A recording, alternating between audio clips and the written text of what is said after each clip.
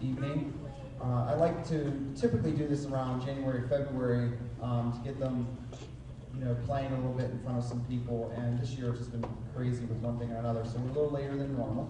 However, this is Music in Our Schools month, month of March, so it sort of ties in a little bit with all the activities and concerts and performances we have throughout the month.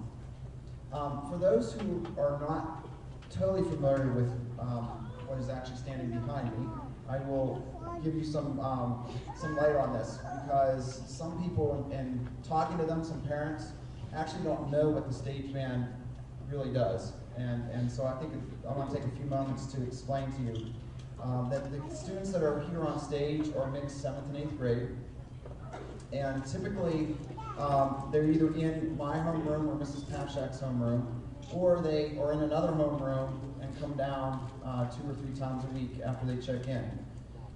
Homeroom, stage band used to start, or it started back in the day when homeroom was actually from 7:25 to 7:50. From that point, things evolved, and we are now from 7:25 until 7:40.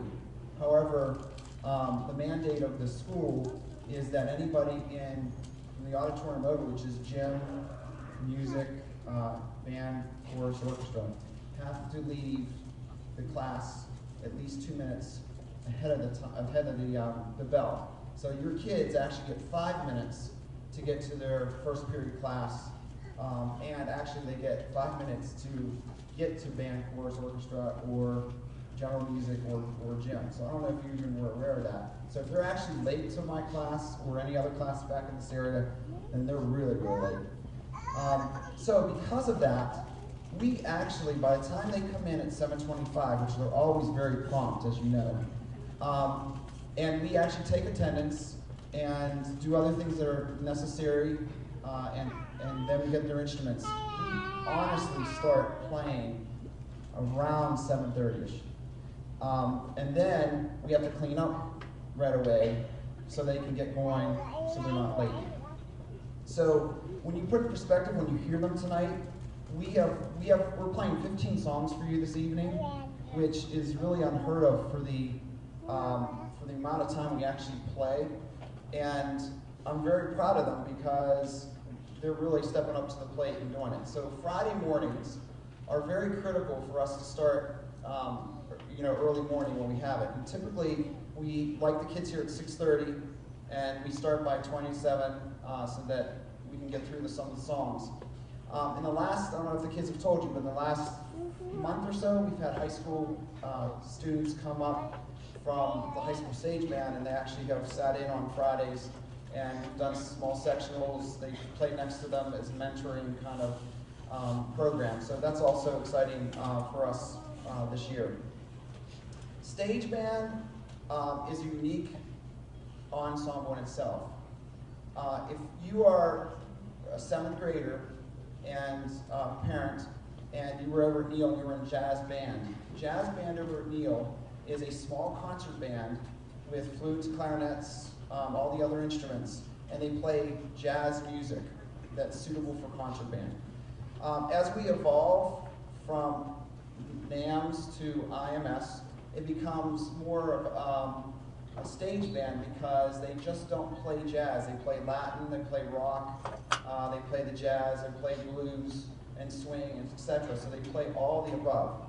Then when they get into 9th grade, we call what they have a jazz workshop. Jazz workshop is converting the kids back into the idea of, they still do some styles, but it's more individual work on ad-libbing and doing solo work and so on. And then if they want to continue on into the jazz ensemble, then they audition at the end of 9th grade to get into that group, all right? When you get to the high school, jazz workshop in 9th grade can be any instrument. whatsoever. It can be flute, oboe, bassoon, trumpet, etc., etc. Okay. When you get into jazz ensemble 10 through 12, the audition group, it is just strictly saxes, trumpets, trombones, rhythm section. And the rhythm section consists of the piano, drum set, auxiliary, guitar, bass guitar, and so on. So that's the distinction of what stage band, jazz band, and at the different levels are. So I'm very pleased to present to you tonight IMS Stage Band.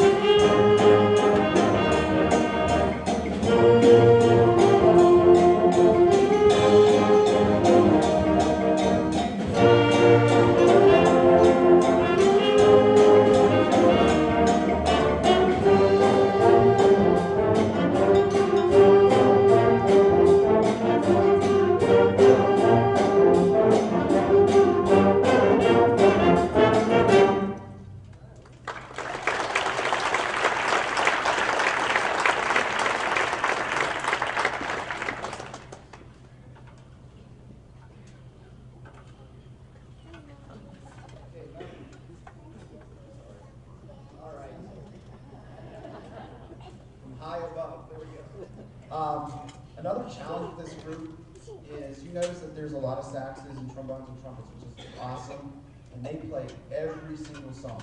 All right. When you get to the rhythm section, you notice we have a lot of drummers, a lot of percussionists, and it's hard for them to play every song because in this kind of setting, it's just a drum set. So what we've added is we have conga drums back there, we have bongo drums, we have limb chimes, we have a kabasa, show them what a kabasa is, okay? We have tambourine, we have a cowbell, we have a fiber slap, there we go. What am I missing? Anything else back there? The shaker, the claves, and we also have some people that will play the vibes, which is jazz oriented as well. So it's really hard, and so that's why we're doing a lot of songs so that all the drummers are actually playing 2 songs each. And on this particular song is Evan, and Evan, I believe today is a special birthday because he is now a teenager at 13. So happy birthday.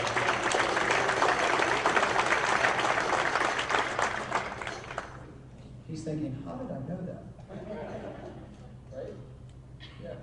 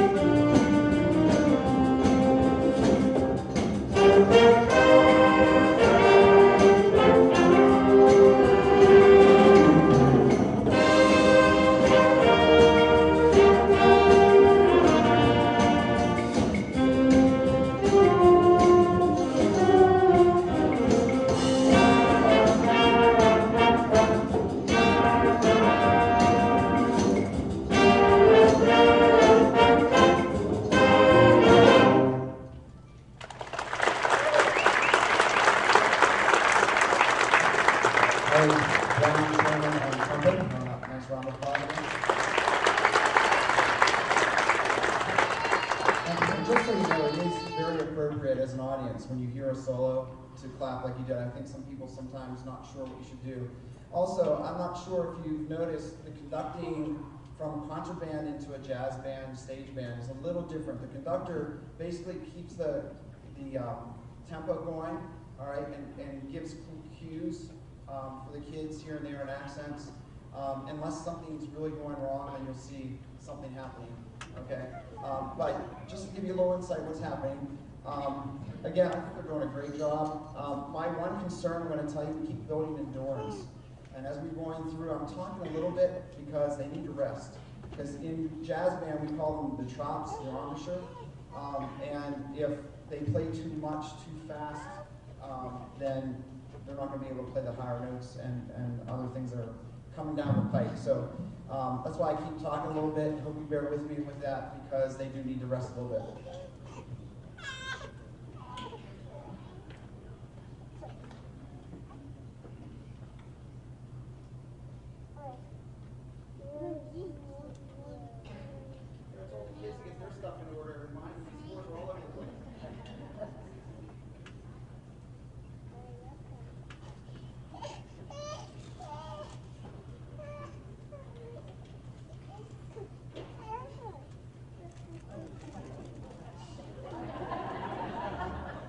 Sorry, I got it.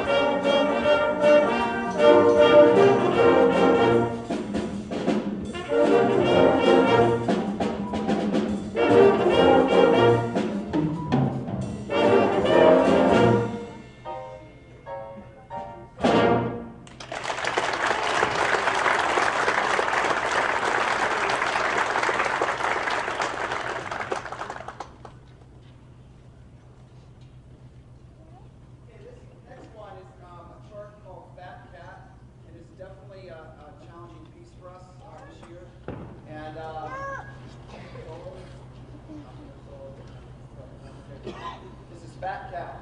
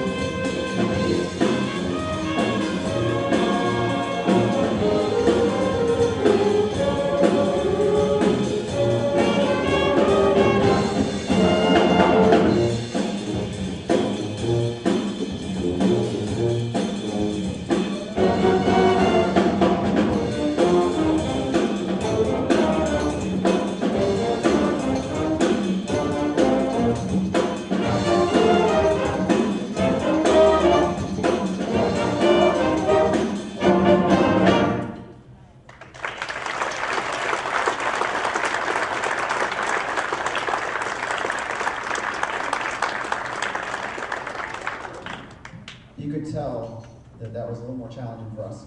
That was in cut time, and at one point, I'm gonna let the cat out of the bag, no pun intended. But anybody get that joke? Okay. Jeez, tough audience. Anyway, there was one portion that they actually skipped over, and we actually went back and fixed it right on the spot. So congratulations for that.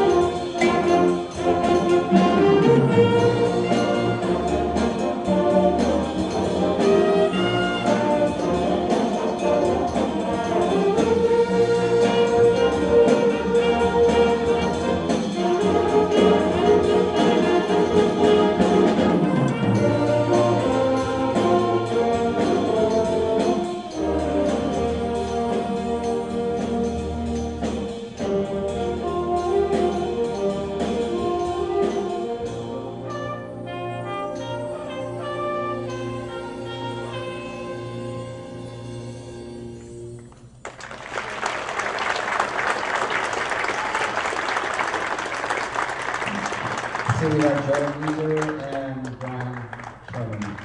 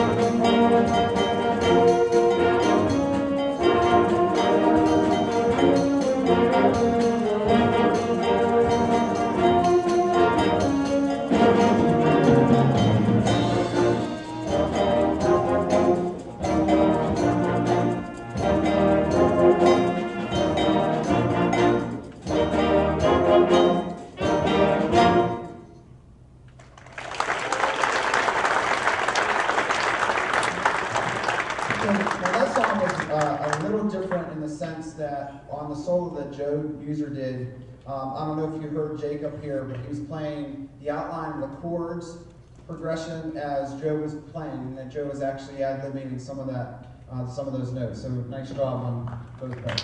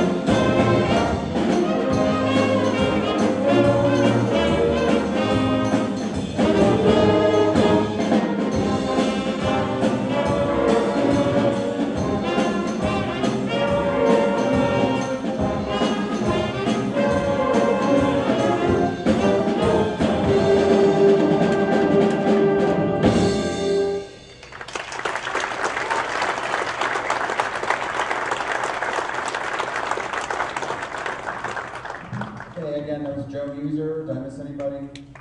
And the last solo too, on the last song, Ty, raise your hand, sorry. He had a little one set solo on there.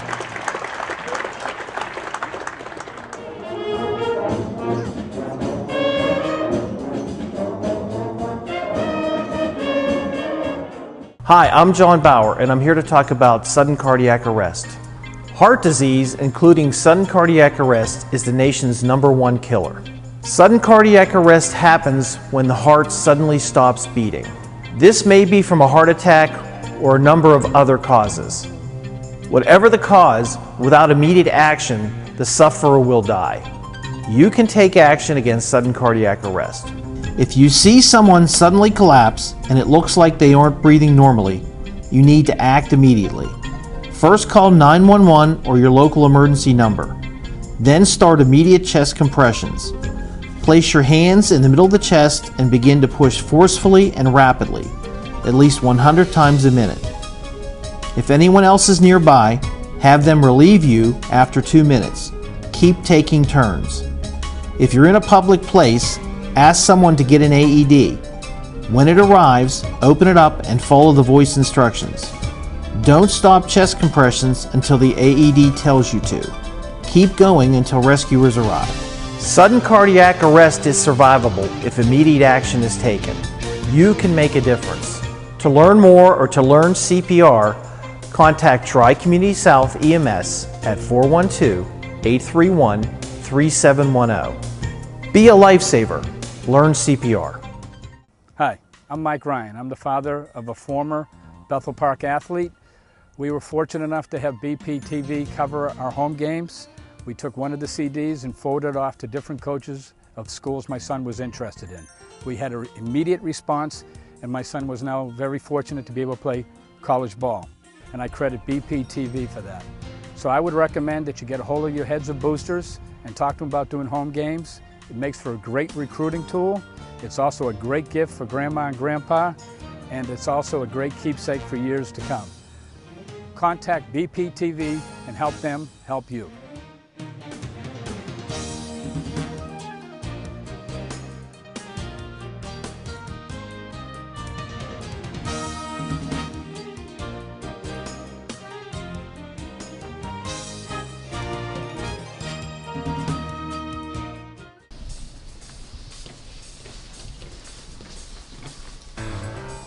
Hey, you ready? Of course I am. What are you waiting for? I was waiting for you.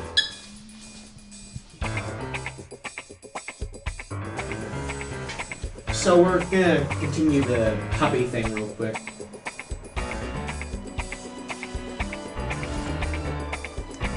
Okay, places everyone. In a minute! Do I have to do everything myself? You can't do it all by yourself.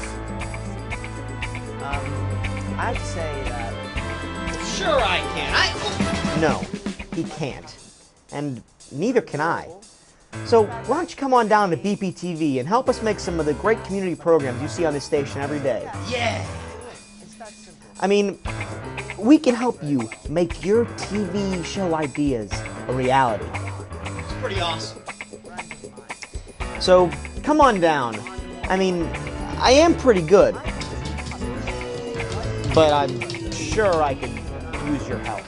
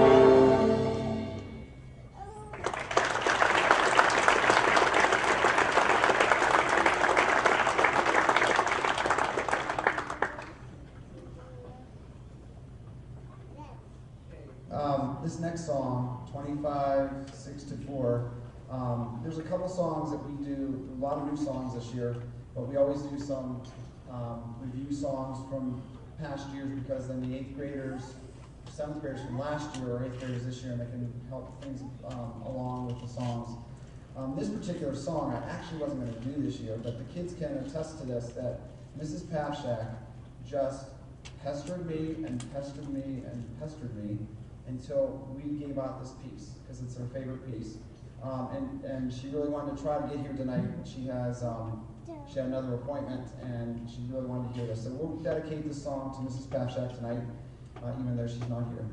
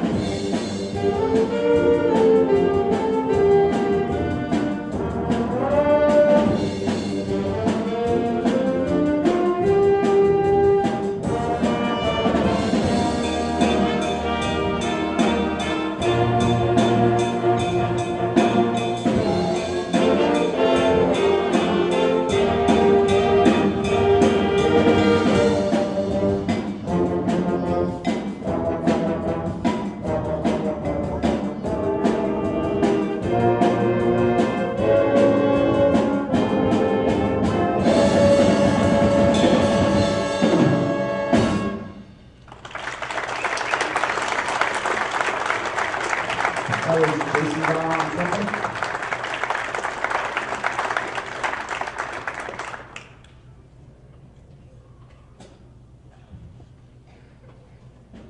Okay, actually, believe it or not, this is the last song. It's been 15 songs in about 40 minutes. I do want to say, except for, I don't know, I was trying to think of the name of the lizard from Monsters, Inc. who disappears. Okay? Randall. Okay, so if everybody can pretend that that chameleon song was Randall, it just disappears. Because I have to say, you guys were awesome. Really, with the time that you spent on the song. I understand that this is the first time we've played in front of people, really, in this many songs, and we really needed this, because now we can go back and use it as a teaching tool to say, okay, this is what we need to do, and let's move forward. We have a lot more songs, so you'll hear us in the spring. We also are going to take a trip to Neil Armstrong, which they don't really know yet, but now they do. We also got an invitation to go to the Wild Things game in the spring, which we did a couple years ago as well. So we have some things in the forefront. Very proud of them. I do want to say a special thank you to Zach Seedor. Zach, if you would stand up for a second. Okay, Zach is a ninth grader in Alabama as well. He's sort of sitting in helping us out tonight, and also is the cousin of Dan Seedor Franzak, so it's nice. We also have brothers in here. Wait, who are my brothers? Raise your hand. There we go. So we have the trumpet and trombone, and Christian, and oh my goodness, David. Oh my goodness, sorry, I'm losing it. Oh, could you stop? All right. So this last song, I have to tell you about this.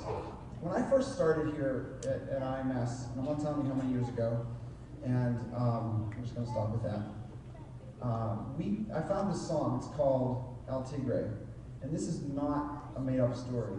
I can go into Best Buy now and some other stores in Bethel Park and meet some former students, and the first thing they say is, "Oh, remember El Tigre? Oh, I always play El Tigre. I always sing this song." And even there's a student who's now in music education, and he played Barry sax, and to this day he just loves to play El Tigre, and is actually in his school, and he's playing it with his kids. So this is El Tigre. It's Dylan's favorite. And let me dance up in a blues, Dylan. Yes.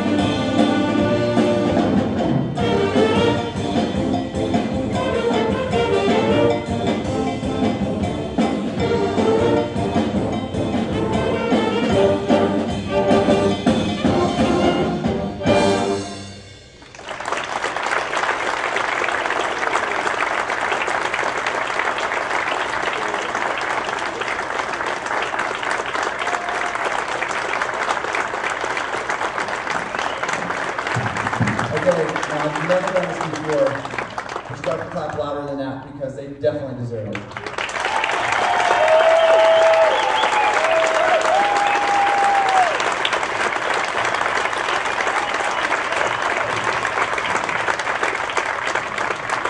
So thank you for sharing your son and daughter, their talents with me.